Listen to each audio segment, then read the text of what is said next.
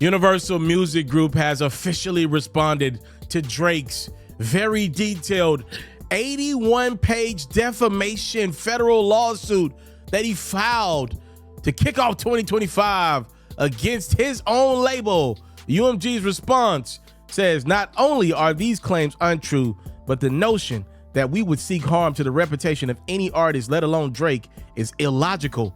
We have invested massively in his music, and our employees around the world have worked tirelessly for many years to help him achieve historic commercial and personal financial success. Throughout his career, Drake has intentionally and successfully used UMG to distribute his music and poetry to engage in conventionally outrageous back and forth rap battles to express his feelings about other artists. He now seeks to weaponize the legal process to silence an artist's creative expression and to seek damages from UMG for distributing that artist's music. We have not and do not engage in defamation against any individual. At the same time, we will vigorously defend the litigation to protect our people and our reputation, as well as any artist who might directly or indirectly become a frivolous litigation target for having done nothing more than writing a song, said UMG. Yeah, I think if this was anybody outside of Drake, the argument would be a lot stronger. Like, Drake has been the guy to keep it hip hop over the last 10 years.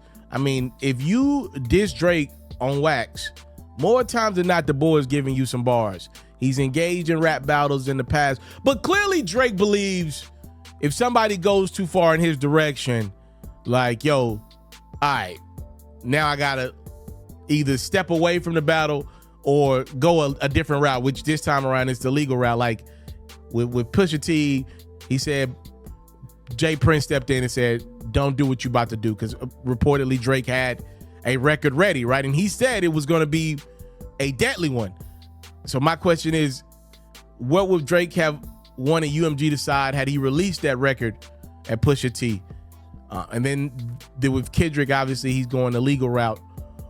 I will give Drake this, and I don't think people are bringing this up enough about the boy. One of the things you can clear as day see Drake wants to have happen in a battle is he wants it to be time-stamped, like a lot of his records, right? Like, he wants, if me and Kendrick to go to war for 2 weeks in a rap battle, for it to be that on that, let the record stay on YouTube as a historical piece, but nothing more, nothing less. He don't want creators reacting to it. He don't want these records being promoted by radio. He doesn't want that. And to be fair to him, they didn't put real money behind push-ups.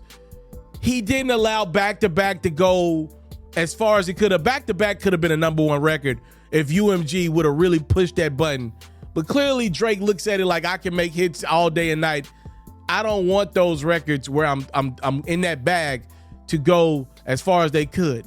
My retort back to Drake would be, this is no longer the mixtape era where those records couldn't go as far as they could because of limitations with copyright and sample clearances. We are in the era where everything's got to get cleared if you throw it up. Even the YouTube stuff will get you sued. So, like, why wouldn't UMG get behind a record that clear as day had the potential to become one of the biggest records this past decade? That would be poor business.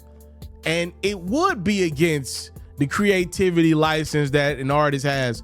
Like, because if we get into that game, who's to say what Drake says on Sexy Red's new record is something that UMG should support, right? Like, Drake has gotten on records with killers. All right, I'm not making something up. I'm not going to say nobody by name, but he's gotten on records with killers, and killers have legit talked about what they going to do to somebody. Hell, Drake has talked about what he's going to do to somebody under certain circumstances. So what, UMG should support those records, but he can't get behind a man saying you in A minors?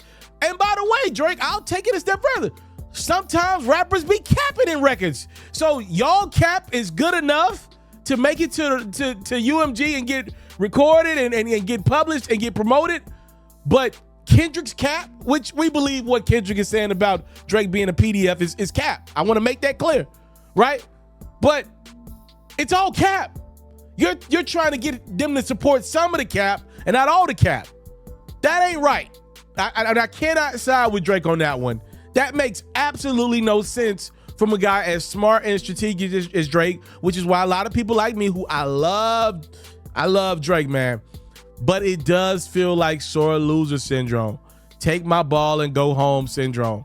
That's what it feels like. And I wish I could see the other side, but the creator in me just cannot. Like the love for artistry in me I don't understand it. I do not understand Drake's angle with this stuff unless he's done with his musical career. That's the only way this makes sense. If his musical journey is done and he just doesn't care what people think of him anymore, then maybe, just maybe, this makes sense. But I don't believe Drake's done making music. I don't. Time, love, and support.